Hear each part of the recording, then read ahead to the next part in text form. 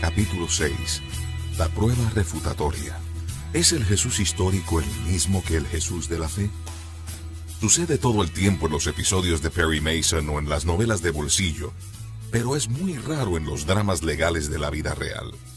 Así que cuando un testigo ocular en un juicio por homicidio se rehusó a señalar al acusado como el homicida y en cambio se confesó como asesino, todo el tribunal quedó pasmado.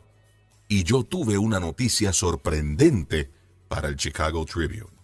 Richard Moss fue acusado de disparar y matar a un residente de Chicago de 19 años de edad fuera de una taberna en la zona noroeste.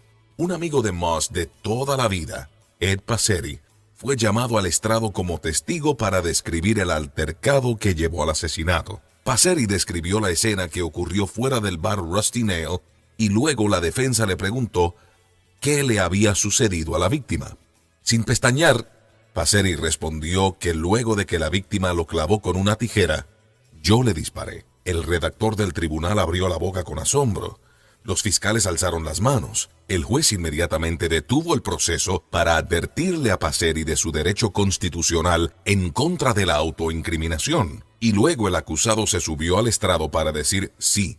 Eso es correcto, fue Passeri el que cometió el delito. Lo que hizo Passeri al confesar fue un acto de pura valentía, alegó el abogado de la defensa. Pero los fiscales no estaban convencidos. ¿Qué valentía?, preguntó uno de ellos. Passeri sabe que no corre el riesgo de que lo lleven a juicio porque la única evidencia que la fiscalía posee apunta a Richard Moss. Aún totalmente persuadidos de la culpabilidad de Moss, los fiscales sabían que tenían que presentar sólidos testimonios para contrarrestar la afirmación de Passeri. En la terminología legal, lo que necesitaban era evidencia refutatoria, que se define como cualquier prueba que se presenta para explicar, contrarrestar o refutar el relato de un testigo.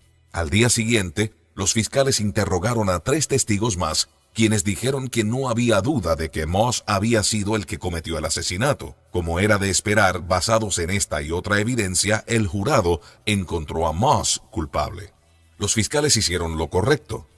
Cuando la fuerza irresistible de la evidencia apuntaba claramente a la culpabilidad del acusado, fueron sabios al mantenerse escépticos ante una afirmación esencialmente sin apoyo hecha por alguien con el interés establecido de ayudar a su amigo.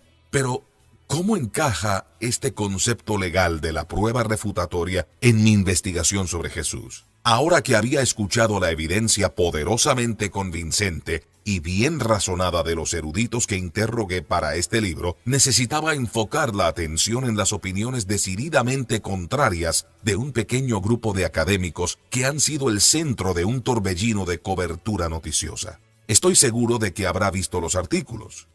En años recientes, los médicos noticiosos se han saturado de informes indiscriminados acerca del Seminario de Jesús, un grupo autoseleccionado que representa un porcentaje minúsculo de eruditos del Nuevo Testamento, pero que genera una cobertura ampliamente desproporcionada con la influencia del grupo. Los participantes del seminario, con astucia publicitaria, atrajeron la atención de la prensa al votar con cuentas de colores si pensaban que Jesús había dicho lo que los evangelios citan que dijo. Una cuenta roja significaba que Jesús, sin lugar a dudas, dijo tal cosa o algo aproximado. Una cuenta rosa significaba que probablemente lo dijo. Una cuenta gris significaba que no lo dijo, pero que las ideas son similares a las suyas, y una cuenta negra significa que nunca dijo esas palabras de ninguna manera. Finalmente, llegaron a la conclusión de que Jesús no dijo 82% de lo que los evangelios le atribuyen, y solo 2% de las palabras de Jesús se determinó confiadamente que son auténticas. Con ansias de controversia y falta de pericia en el escrutinio de la metodología del seminario, los periodistas le dedicaron fuentes de tinta a esta historia. Luego el seminario publicó los 5 evangelios que contienen los 4 evangelios tradicionales, más el cuestionado evangelio de Tomás, con las palabras de Jesús marcadas con los colores del código en correspondencia con los hallazgos del grupo. Si los hojea, encontrará grandes extensiones de letras negras, pero apenas muy pocas rojas. Por ejemplo, las únicas palabras del Padre Nuestro que el seminario está convencido de que Jesús dijo son Padre Nuestro. Sin embargo, yo quería ir más allá de los titulares y desenterrar, como le gusta decir al comentarista Paul Harvey, el resto de la historia. Necesitaba saber si había alguna evidencia refutatoria creíble para refutar estas opiniones perturbadoras tan ampliamente publicadas. ¿Estaban los hallazgos del Seminario de Jesús sólidamente basados en una investigación erudita imparcial o eran como el testimonio fatal de Passeri, bien intencionado, pero a fin de cuentas sin fundamento? En busca de respuestas, hice un viaje de 6 horas en auto hasta St. Paul, Minnesota, para consultar al Dr. Gregory Boyd, el profesor de teología educado en las universidades más prestigiosas del noroeste de los Estados Unidos, cuyos libros y artículos han desafiado de frente al Seminario de Jesús. Boyd se enfrentó con el seminario por primera vez en 1996 cuando escribió una crítica devastadora de las perspectivas liberales sobre Jesús titulado Cynic Sage or Son of God, Recovering the Real Jesus in an Age of Revisionist Replies, que traducido al español sería Sabio Cínico o Hijo de Dios, la recuperación del Jesús verdadero en una era de respuestas revisionistas. Este tomo de 416 páginas, lleno de notas al pie, fue honrado por los lectores de Christianity Today, Cristianismo Hoy, como uno de los libros favoritos del año. Su libro de bolsillo popular, Jesus Under Siege, Jesús bajo sitio, continúa con los mismos temas en un nivel más accesible. Otros libros de Boyd son el premiado Letters from a Skeptic, Cartas de un escéptico, en el cual él y su padre, que en ese tiempo dudaba, luchan con temas difíciles que involucran al cristianismo y culmina con la conversión del padre en un cristiano comprometido. Y God at War, The Bible and Spiritual Conflict, la guerra de Dios, la Biblia y los conflictos espirituales. Además, fue erudito colaborador en la Biblia de Estudio Búsqueda, la cual fue diseñada para gente que hace preguntas intelectuales acerca de la fe cristiana. Luego de recibir un título en filosofía de University of Minnesota, Boyd obtuvo una maestría en divinidades cum laude con honores de Yale University Divinity School y un doctorado magna cum laude de Princeton Theological Seminar. Sin embargo, no es el intelectual del estereotipo de la Torre de Marfil, con cabello negro ondulado, estructura delgada pero fuerte y con una sonrisa burlona. Boyd parece la contrapartida intelectual del comediante Howie Mandel, y al igual que Mandel, es pura energía cinética. Las palabras brotan de él como el agua de una tubería rota. Le da vueltas a ideas sofisticadas y conceptos teológicos a una velocidad vertiginosa. Es inquieto, hace muecas, se retuerce en la silla. No hay tiempo para arreglarse la camisa, para archivar la confusión de papeles diseminados en su oficina o para guardar los libros que yacen en pilas desordenadas en el piso. Está demasiado ocupado pensando, debatiendo, cuestionando, preguntándose, soñando, contemplando, inventando y emprendiendo un proyecto tras otro. A decir verdad, una carrera no puede contenerlo.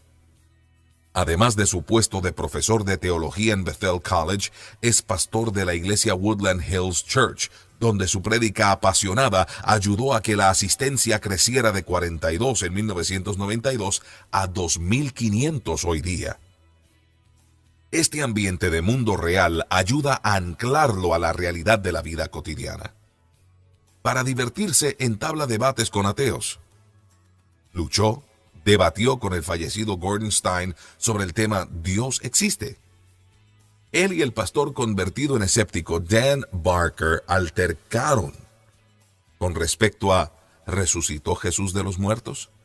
Y en un programa auspiciado por el Centro Islámico de Minnesota desafió a un musulmán con la pregunta ¿Dios es trino?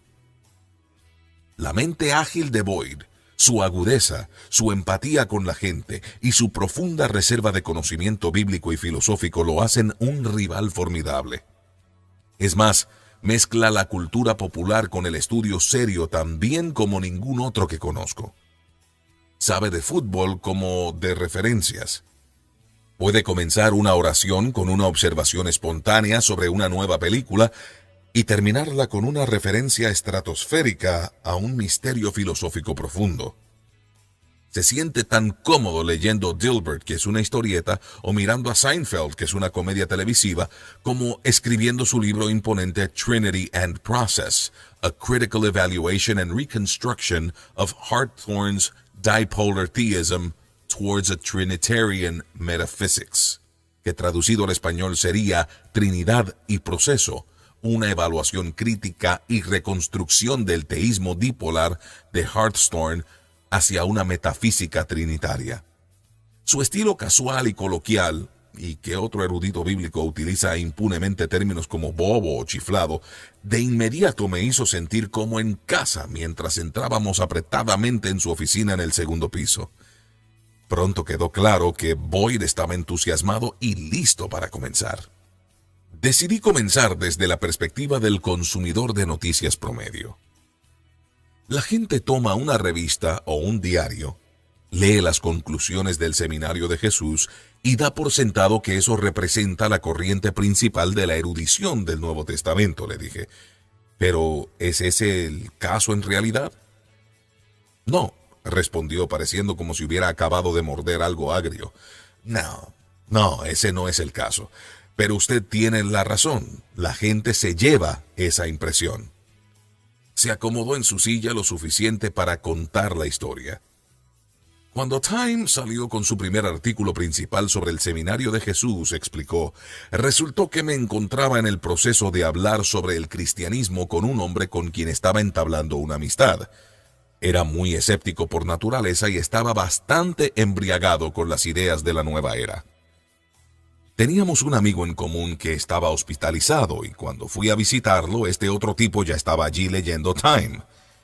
Al entrar al cuarto me dijo, bueno, Greg, parece que los eruditos no están de acuerdo contigo, y me arrojó la revista. Boyd me dio la cabeza de lado a lado con tristeza e incredulidad y dijo, ve, ese artículo le dio la razón para dejar de tomarme en serio. Aunque sabía que yo era un erudito, interpretó que ese artículo decía que la mayoría de los eruditos, al menos aquellos que no eran fundamentalistas chiflados, sostienen esas opiniones. Podía identificarme con la historia de Boyd por haber oído a demasiada gente que igualan al Seminario de Jesús con todos los eruditos. ¿Piensa que esa impresión es accidental?, le pregunté. Bueno, el Seminario de Jesús, por cierto, se presenta de esa manera, respondió Boyd. En realidad es una de sus facetas más irritantes, no solo para los evangélicos, sino para otros eruditos también. Si hojea su libro, Los 5 Evangelios, ellos dan 7 pilares de sabiduría erudita, como si uno tuviera que seguir su metodología para ser un verdadero erudito. Sin embargo, muchos eruditos de amplio espectro de trasfondos tendrían serias reservas sobre uno o más de estos pilares. Y el Seminario de Jesús llama a su traducción de la Biblia la versión de los eruditos. Bueno, ¿y eso qué implica? ¿Qué otras versiones no son eruditas? Hizo una pausa momentánea y luego fue al corazón de la cuestión. La verdad es esta. El Seminario de Jesús representa a un pequeño número de eruditos del grupo radical que están en el ala más lejana de la izquierda del pensamiento del Nuevo Testamento. No representa la corriente principal de la erudición. Y es irónico porque tienen su propio tipo de fundamentalismo. Dicen que poseen la forma correcta de hacer las cosas y punto, sonrió. En nombre de la diversidad, agregó con una risita ahogada, pueden ser en verdad bastante estrechos. Por lo menos, le dije, los participantes del Seminario de Jesús han sido muy francos en cuanto a sus objetivos, ¿no es así? Sí, así es. Son explícitos al decir que quieren rescatar a la Biblia del fundamentalismo y liberar a los estadounidenses de la creencia ingenua de que el Jesús de la Biblia es el Jesús verdadero. Dicen que quieren un Jesús que sea pertinente a estos tiempos.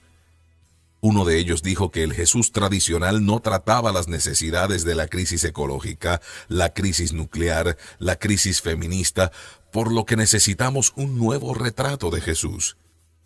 Y como dijo otro, necesitamos una nueva ficción.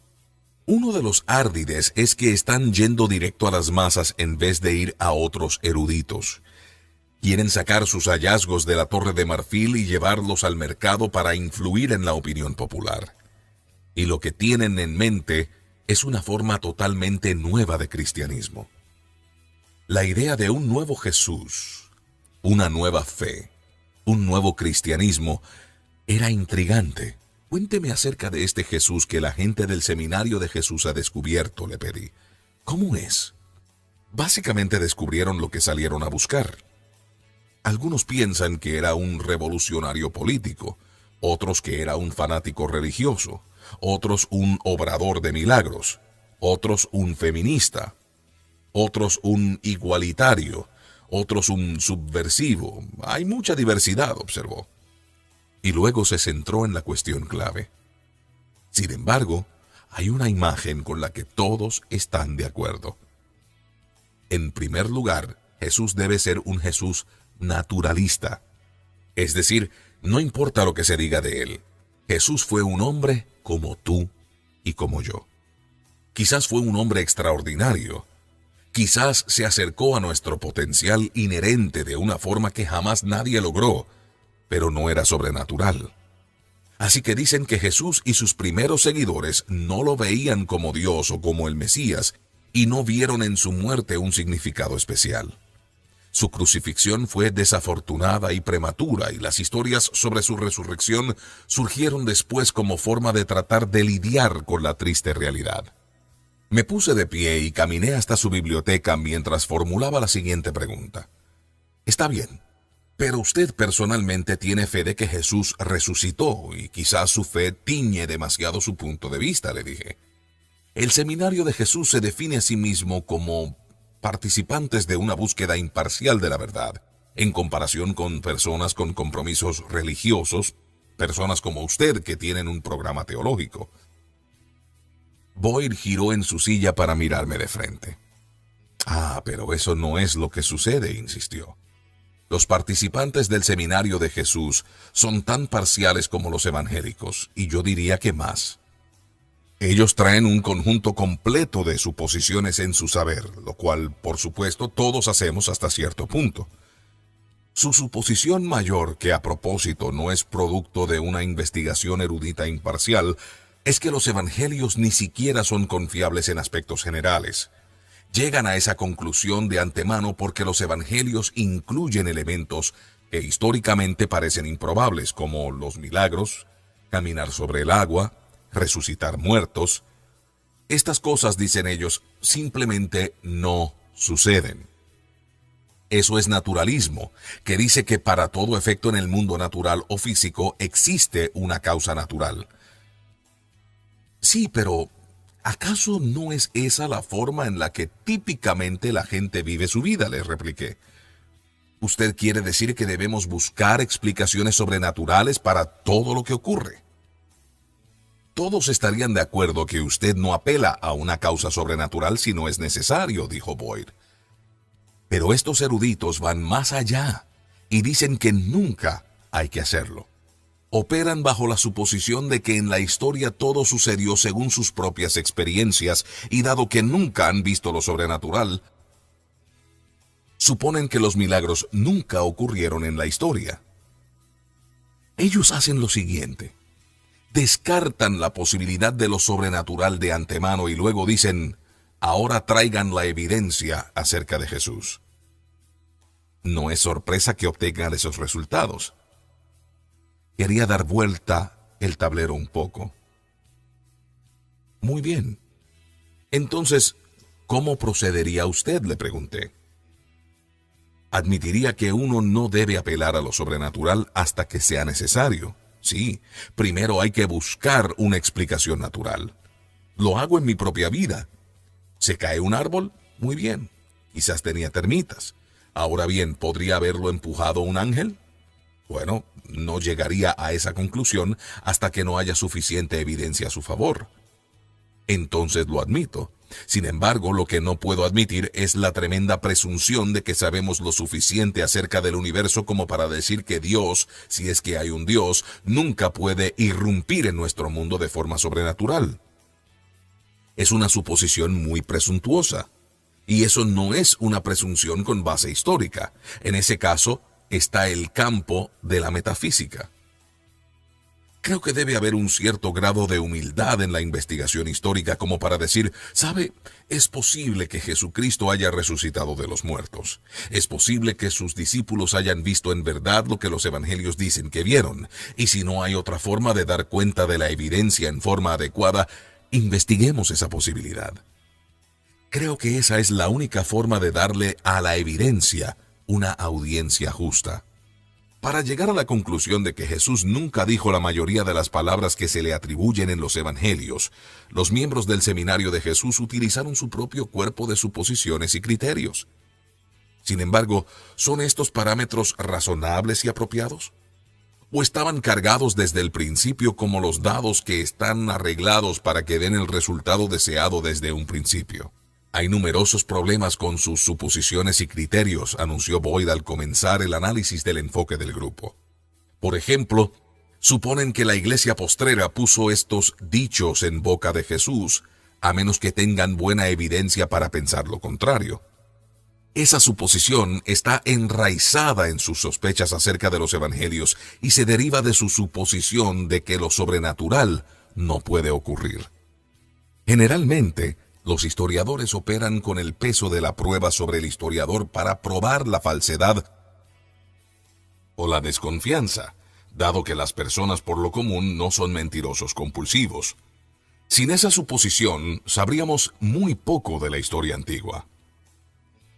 El seminario de Jesús pone esto cabeza abajo y dice que uno tiene que probar positivamente que un determinado dicho vino de Jesús. Luego inventan criterios cuestionables para hacerlo. Ahora, está bien que los eruditos utilicen un criterio apropiado para considerar si Jesús dijo algo, pero estoy en contra de la idea de que si Jesús no cumple ese criterio no debe haberlo dicho. Ese tipo de conclusión negativa puede ser un problema. Tratar en ese campo teórico comenzaba a darme más confusión que claridad. Necesitaba ejemplos concretos para poder seguir la idea de Boyd. Hable de algunos criterios específicos que usaron, le pedí. Uno se llama doble disimilitud, respondió. Significa que pueden creer que Jesús dijo algo si no se asemeja a lo que diría un rabino o la iglesia postrera. De lo contrario, suponen que llegó a los evangelios de una fuente judía o cristiana. El problema evidente es que Jesús era judío y fundó la iglesia cristiana. Entonces no sería sorprendente que sonara judío y cristiano. Sin embargo, ellos han aplicado este criterio para llegar a la conclusión negativa de que Jesús no dijo todo lo que se le atribuye. Luego está el criterio de la atestación múltiple, que significa que solo podemos estar seguros de que Jesús dijo algo si se encuentra en más de una fuente. Ahora bien, esta puede ser una prueba de gran ayuda para confirmar un dicho. Sin embargo, ¿por qué argumentan en otra dirección? Si se encuentra en una sola fuente, no es válido. En realidad, la mayor parte de la historia antigua se basa en fuentes únicas.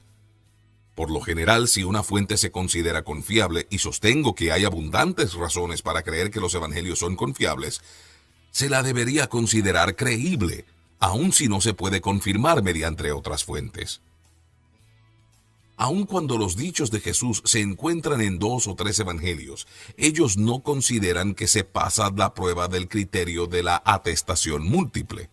Si un dicho se encuentra en Mateo, Marcos y Lucas, la consideran una sola fuente porque suponen que Mateo y Lucas utilizaron a Marcos al escribir sus evangelios.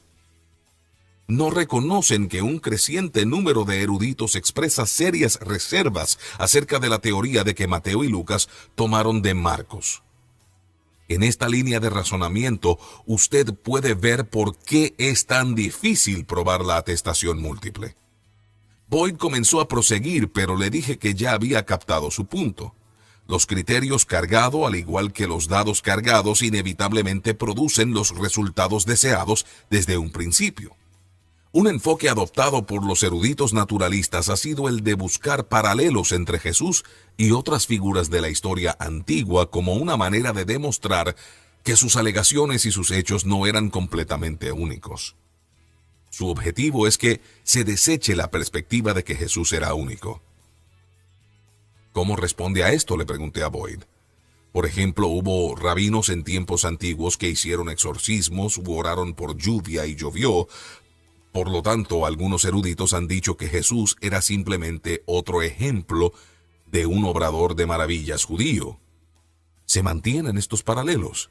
Estaba a punto de ver a Boyd, el polemista, en acción al responder punto por punto un asunto complejo sin la ayuda de notas. Me alegré de haber estado grabando la conversación. Si hubiera tomado notas, nunca habría podido seguir la ráfaga de su discurso. En realidad, los paralelos se derriban rápidamente si se observan con detenimiento, comenzó acelerando a medida que proseguía. En primer lugar, el puro carácter central de lo sobrenatural en la vida de Jesús no tiene paralelo alguno en la historia judía. En segundo lugar, la naturaleza radical de sus milagros lo distingue. No llovió simplemente cuando él oró para que lloviera. Estamos hablando de la sanidad de la ceguera, la sordera, la lepra, la escoliosis, la detención de una tormenta, la multiplicación de panes y peces, la resurrección de hijos e hijas. Esto supera cualquier paralelo. En tercer lugar, el mayor distintivo de Jesús es cómo hizo milagros basado en su propia autoridad. Él es quien dice: pero si expulso a los demonios con el poder de Dios, eso significa que ha llegado a ustedes el reino de Dios. Se está refiriendo a sí mismo. Dice: me ha ungido para libertar a los cautivos. Sí, le da el reconocimiento a Dios por lo que hace, pero uno nunca lo encuentra pidiéndole a Dios el Padre que lo haga. Él lo hace en el poder de Dios el Padre, y para eso simplemente no hay paralelo. Y esto se complementa con la forma distinta en la que Jesús hablaba de sí mismo. Se me ha dado toda autoridad. Hónrenme como honran al Padre. El cielo y la tierra pasarán, pero mis palabras jamás pasarán. Uno no encuentra rabinos que hablen así en ningún lugar. Al ser el receptor de esa explosión rápida de argumentos, le dije con una risa ahogada: entonces, ¿cuál es su punto? Y Boyd se rió.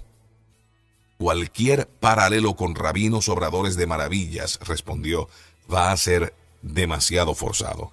No iba a permitir que las habilidades de Boyd para el debate me intimidaran. Decidí plantear un asunto más difícil. El paralelo aparentemente más fuerte entre Jesús y una figura histórica llamada Apolonio de Tiana. Usted conoce la evidencia tan bien como yo, le dije a Boyd.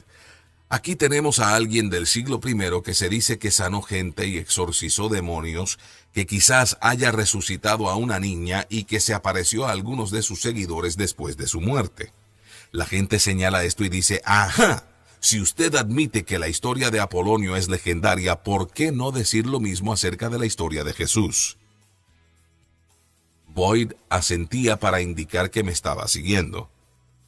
Admito que en principio suena imponente, contestó. Cuando escuché de Apolonio por primera vez en mis años de estudiante, realmente me desconcertó. Sin embargo, si uno realiza el trabajo histórico tranquilamente y con objetividad, descubre que los supuestos paralelos no se mantienen. Necesitaba especificaciones, no generalizaciones. Adelante, le dije, haga su mejor esfuerzo por derribarlos. De acuerdo. Bien, en primer lugar, su biógrafo. Filóstrato escribe 1 siglo y medio después de la vida de Apolonio, mientras que los evangelios se escribieron en el transcurso de una generación después de Jesús. Cuanto mayor sea la proximidad a los hechos, menor será la probabilidad del desarrollo de leyendas, de errores o de que falle la memoria. Otra cosa es que tenemos 4 evangelios corroborados por Pablo que se puedan verificar hasta cierto punto con autores no bíblicos como Josefo y otros. Con Apolonio solo tenemos una fuente. Además, los evangelios pasan las pruebas estándar utilizadas para evaluar la confiabilidad histórica, pero no se puede decir lo mismo de las historias de Apolonio. Además, Filóstrato fue comisionado por una emperatriz para escribir una biografía y así dedicar un templo a Apolonio.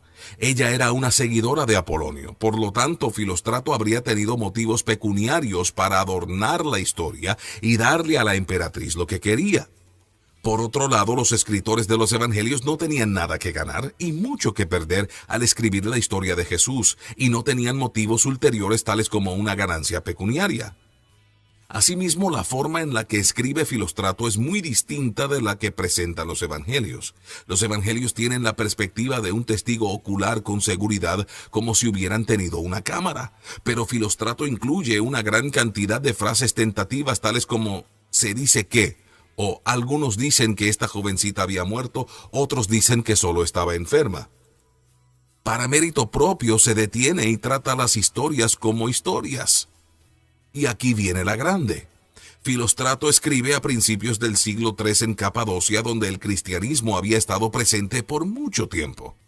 Por lo tanto, cualquier tipo de adopción la habría realizado él y no los cristianos.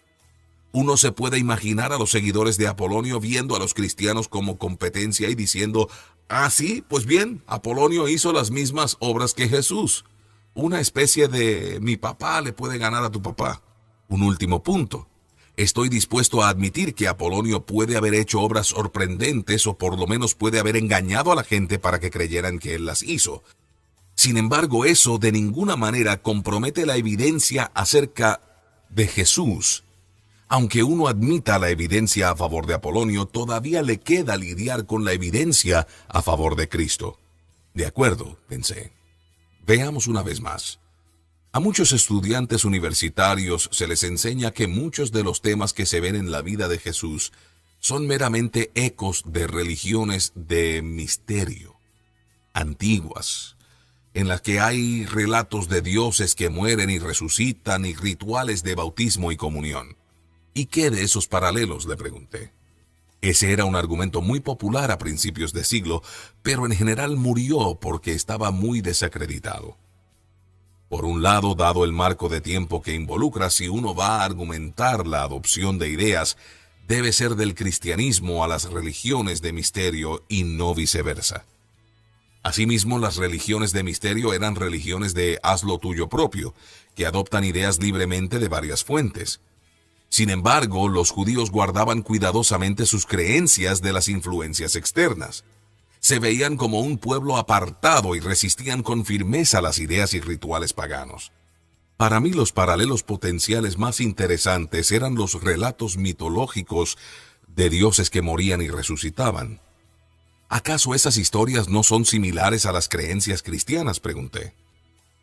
Si bien es cierto que algunas religiones de misterio tienen historias de dioses que mueren y resucitan, esas historias siempre giran en torno al ciclo de muerte y renacimiento de la vida natural, explicó Boyd. Las cosechas mueren en el otoño y reviven en la primavera. La gente expresa la maravilla de ese fenómeno continuo a través de historias mitológicas sobre dioses que mueren y resucitan. Estas historias siempre se forman en forma legendaria. Relatan acontecimientos que ocurrieron una vez hace mucho tiempo atrás. Ahora contrástelo con la descripción de Jesucristo en los evangelios. Hablan de alguien que en realidad vivió varias décadas antes y citan nombres, crucificado bajo el gobierno de Poncio Pilato cuando Caifás era el sumo sacerdote y el padre de Alejandro y Rufo llevó su cruz, por ejemplo. Esos son elementos históricos concretos. No tienen nada en común con historias que supuestamente ocurrieron una vez hace mucho tiempo atrás. Y el cristianismo no tiene nada que ver con los ciclos de la vida o de la cosecha. Tiene que ver con una creencia muy judía, la cual está ausente en las religiones misterio, sobre la resurrección de los muertos, sobre la vida eterna y la reconciliación con Dios. En cuanto a la propuesta de que las doctrinas del Nuevo Testamento, del bautismo o la comunión vienen de las religiones de misterio, eso es simplemente una tontería. Por un lado, la evidencia a favor de estos supuestos paralelos aparece después del siglo II. Por lo tanto, cualquier adopción de ideas fue tomada del cristianismo y no al revés. Y cuando uno observa con detenimiento, las similitudes desaparecen. Por ejemplo, para llegar a un nivel superior en el culto Mitra, sus seguidores debían pararse debajo de un toro mientras era sacrificado para que pudieran bañarse con su sangre y sus entrañas. Luego se unían a los demás para comerse el toro. Ahora, sugerir que los judíos hallaran algún atractivo en esto y que quisieran tomar como modelo para el bautismo y la comunión esta práctica barbárica es sumamente improbable, razón por la cual la mayoría de los eruditos no la aceptan. Tan desordenada y desorganizada que estaba su oficina, la mente de Boyd era aguda y sistematizada. Su análisis de esos paralelos tan promocionados dejaba poco lugar a dudas, por lo tanto decidí avanzar a otro ámbito sobre el que los medios escriben a menudo: los nuevos descubrimientos, que a menudo son el tema de libros escritos por participantes del Seminario de Jesús. Se ha escrito mucho en la prensa popular acerca del Evangelio de Tomás, el Marcos secreto, el Evangelio de la cruz y Q, observé.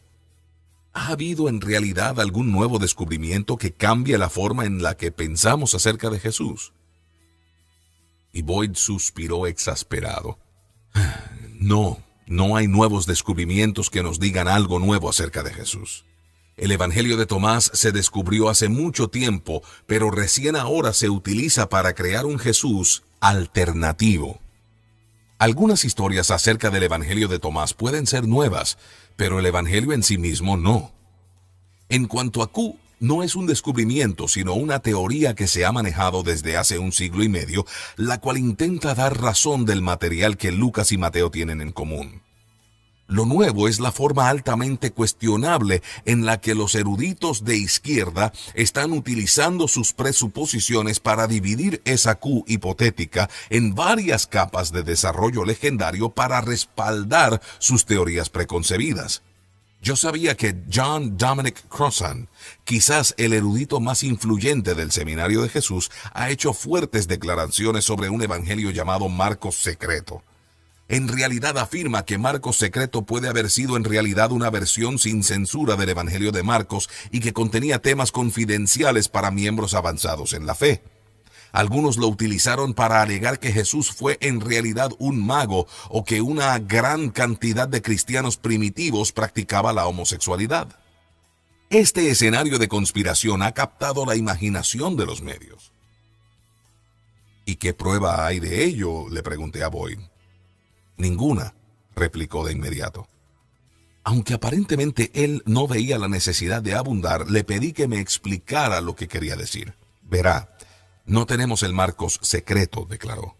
Lo que tenemos es un erudito que encontró una cita de Clemente de Alejandría de fines del siglo II que supuestamente viene de este evangelio. Y ahora misteriosamente hasta eso desapareció. Se desvaneció. No lo tenemos. No tenemos una cita de él, y aunque tuviéramos una cita de él, no tenemos razón para pensar que nos ha dado alguna información válida sobre el Jesús histórico o acerca de lo que los cristianos primitivos pensaban acerca de él. Además, ya sabemos que Clemente había dado pruebas de ser muy crédulo en su aceptación de escritos espurios. Por lo tanto, Marcos secreto es una obra inexistente citada en un texto ahora inexistente por parte de un escritor del siglo II que se conoce por su fama de ingenuo en estas cuestiones. La gran mayoría de los eruditos no le otorgan credibilidad alguna. Desgraciadamente, aquellos que sí lo hacen tienen la intención de los medios, porque a los medios les encanta el sensacionalismo. Crossan también le da credibilidad a lo que denomina el Evangelio de la Cruz. ¿A este le va mejor?, pregunté. No. La mayoría de los eruditos no le otorgan credibilidad alguna porque incluye material notablemente legendario. Por ejemplo, Jesús sale de la tumba y es gigante, se yergue más allá del cielo, y la cruz sale de la tumba y habla. Es evidente que los evangelios más sobrios son más confiables que cualquier cosa que se encuentra en estos relatos. Encaja mejor con los escritos apócrifos posteriores. Y en realidad depende del material bíblico, por lo tanto, se debe fechar posterior. A diferencia de la abrumadora mayoría de los expertos bíblicos, el seminario de Jesús le confiere una posición de preferencia al Evangelio de Tomás, al elevarlo a un lugar a la par de los 4 evangelios tradicionales. En el capítulo 3, el Dr. Bruce Metzger criticó severamente esa posición por ser infundada. Le pedí a Boyd su opinión. ¿Por qué no debería recibir Tomás este tipo de honor? Todos admiten que este evangelio fue influido en forma significativa por el gnosticismo, un movimiento religioso del siglo II, III y IV que supuestamente contenía reflexiones, conocimiento o revelaciones secretas que le permitirían a la gente conocer la clave del universo. La salvación es por lo que uno conoce. Gnosis es la palabra griega para conocer, según explicó. Por lo tanto, la mayoría de los eruditos ubica al Evangelio de Tomás a mediados del siglo II, momento en el que encaja bien con el acontecer cultural. Permítame darle un ejemplo. Allí se cita a Jesús que dice: toda mujer que se vuelva hombre entrará en el reino de los cielos. Esto contradice la actitud que sabemos que tenía Jesús hacia la mujer, pero encaja bien con el pensamiento gnóstico. Sin embargo, el seminario de Jesús en forma arbitraria se ha aferrado a estos pasajes del Evangelio de Tomás para argumentar que esos representan un hilo anterior de la tradición acerca de Jesús, incluso anterior a los evangelios canónicos. Debido a que ninguno de estos pasajes muestran a Jesús haciendo afirmaciones exaltadas sobre sí mismo o realizando obras sobrenaturales, ellos argumentan que el primer punto de vista era que Jesús fue simplemente un gran maestro. Sin embargo, toda la línea de razonamiento es circular. La única razón para pensar que estos pasajes de Tomás son anteriores es, en primer lugar, porque contienen un punto de vista de Jesús que estos eruditos ya creían que era el Jesús original. A decir verdad, no hay una buena razón para preferir el Evangelio de Tomás del siglo II antes que los evangelios del siglo I del Nuevo Testamento. El Jesús de la historia y el Jesús de la fe. El seminario de Jesús cree que hay un golfo inmenso entre los dos. En este punto de vista, el Jesús histórico era un hombre inteligente, ingenioso, contracultural, que nunca alegó ser el Hijo de Dios, mientras que el Jesús de la fe es un puñado de ideas de bienestar que ayudan a la gente a vivir bien, pero que en última instancia están basadas en ilusiones. No hay un simple golfo entre el Jesús de la historia y el Jesús de la fe, observó Boyd cuando menciona el tema. Si uno desacredita todo lo que Jesús dijo, que es divino y reconcilia a la gente con Dios, hay una contradicción total entre los dos. En términos generales, definen al Jesús de la fe de la siguiente manera. Hay símbolos religiosos que son bastante significativos para la gente. El símbolo de la naturaleza divina de Jesús, el de la cruz, el del amor abnegado, el de la resurrección. Aunque la gente en realidad no cree que esas cosas sucedieron en verdad, de todos modos esto puede inspirar a la gente a vivir una vida buena, a sobreponerse a la angustia existencial, a descubrir nuevas posibilidades, a resucitar la esperanza en medio de la desesperación, bla, bla, bla, y se encogió de hombros. Lo siento, agregó. Escuché tanto estas historias que ya me salen por los oídos. Entonces, estos liberales dicen que la investigación histórica no puede de ninguna manera descubrir al Jesús de la fe porque el Jesús de la fe no está arraigado en la historia. Es simplemente un símbolo, retomó Boyd. Pero preste atención, Jesús no es un símbolo a menos que esté arraigado en la historia. El credo niceno no dice deseamos que estas cosas sean ciertas. Dice, Jesucristo fue crucificado bajo el mandato de Poncio Pilato y al tercer día resucitó de los muertos. Y continúa. La verdad teológica está basada en la verdad histórica. Esa es la forma en la que habla el Nuevo Testamento. Considere el sermón de Pedro en el 2º capítulo de Hechos. Se pone en pie y dice: muchachos, ustedes son testigos de estas cosas. No se hicieron en secreto. La tumba de David está aún entre nosotros, pero Dios levantó a Jesús de entre los muertos. Por lo tanto, proclamamos que Él es el Hijo de Dios. Si uno quita los milagros, quita la resurrección, y entonces no se queda con nada para proclamar. Pablo dijo que si Jesús no ha resucitado, nuestra fe es ilusoria, inútil, vacía. Y Boyd se detuvo por un momento. Su voz bajó un punto, del modo predicación a una expresión intensa de convicción personal. No quiero basar mi vida en un símbolo, dijo resuelto. Quiero una realidad, y la fe cristiana siempre se ha arraigado en la realidad. Lo que no está arraigado en la realidad es la fe de los eruditos liberales. Ellos son quienes siguen un sueño imposible, pero el cristianismo no es un sueño imposible. Habíamos pasado mucho tiempo hablando del Jesús del seminario de Jesús, un Jesús simbólico pero que no tiene poder para ofrecerle a la humanidad otra cosa que no sea ilusión de una esperanza. Sin embargo, antes de irnos, quería hablar del Jesús de Gregory Boyd. Necesitaba saber si el Jesús que él investiga y sobre el cual escribe libros eruditos como profesor de teología es el mismo Jesús sobre el cual predica en su iglesia los domingos por la mañana. A ver si lo entendí bien, le dije. Su Jesús, el Jesús con el que se identifica, es un Jesús de la historia y un Jesús de la fe. Boyd cerró el puño con énfasis como si yo hubiera anotado un gol. Sí, exactamente eso, Lee, exclamó. Moviéndose al último borde de la silla, desarrolló con precisión lo que su erudición y su corazón lo habían llevado a creer. Es así. Si uno ama a una persona, su amor va más allá de los hechos de una persona, pero está arraigada en los hechos de una persona. Por ejemplo, usted ama a su esposa porque es preciosa, es buena, es dulce, es amable. Todos estos son hechos acerca de su esposa y por lo tanto la ama. Pero su amor va más allá de eso. Usted puede saber todo eso acerca de su mujer y no estar enamorado de ella y no confiar en ella, pero sí lo hace. Por lo tanto, la decisión va más allá de la evidencia, pero existe sobre la base de la evidencia. Lo mismo es enamorarse de Jesús. Tener una relación con Jesucristo va más allá del conocer los hechos históricos acerca de Él, pero está arraigada en los hechos históricos acerca de Él. Creo en Jesús sobre la base de la evidencia histórica, pero mi relación con Jesús va más allá de la evidencia. Tengo que poner mi confianza en Él y caminar con Él día tras día. Lo interrumpí para acotar.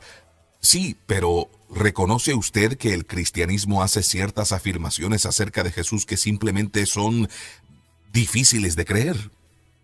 Sí, por supuesto que lo reconozco, respondió. Es por eso que me alegro de que tengamos una evidencia increíblemente sólida para demostrarnos que son verdaderas. Para mí, agregó, se reduce a lo siguiente. No hay competencia. La evidencia a favor de que Jesús es quien los discípulos dijeron que es, por haber realizado los milagros que hizo, por resucitar de los muertos, por decir lo que dijo, está a años luz más allá de mis razones para pensar que la erudición de izquierda del seminario de Jesús tiene razón. ¿Qué tienen estos eruditos? Bueno, una breve alusión a un evangelio secreto perdido en una carta de fines del siglo II que desafortunadamente la vio solamente una persona y que ahora la ha perdido también. Hay un relato del siglo III de la crucifixión y de la resurrección con la actuación especial de una cruz que habla y que menos de un puñado de eruditos piensa que precede a los evangelios. Hay un documento gnóstico del siglo II del que algunos eruditos han tomado fragmentos para sustentar sus propias ideas preconcebidas. Y hay un documento hipotético construido sobre suposiciones discutibles que se hacen más estrechas mediante el razonamiento circular. Y Boyd se recostó en la silla. No, lo siento, dijo negando con la cabeza. No lo creo. Es mucho más razonable poner mi confianza en los evangelios que pasan la prueba del escrutinio histórico con éxito total que poner mi esperanza en lo que dice el Seminario de Jesús. De regreso en el hotel, repasé mentalmente mi entrevista con Boyd. Sentía lo mismo que él. Si el Jesús de la fe no es también el Jesús histórico, no tiene poder ni tiene sentido. A menos que esté arraigado en la realidad, a menos que haya establecido su divinidad resucitando de entre los muertos, es un símbolo de bienestar tan irrelevante como Papá Noel. Sin embargo, hay buena evidencia de que él es más que eso. Ya había escuchado la evidencia sólida de la prueba ocular, documental, corroborativa y científica que respalda la afirmación del Nuevo Testamento de que Él es Dios hecho carne, y ya estaba preparándome para salir nuevamente a excavar más material histórico sobre su carácter y su resurrección. Mientras tanto, Greg Boyd no es una voz solitaria que grita en contra del Seminario de Jesús. Es parte de un crescendo de críticas que viene no solo de evangélicos conservadores prominentes, sino también de otros eruditos respetados que representan un amplio espectro de trasfondos teológicos.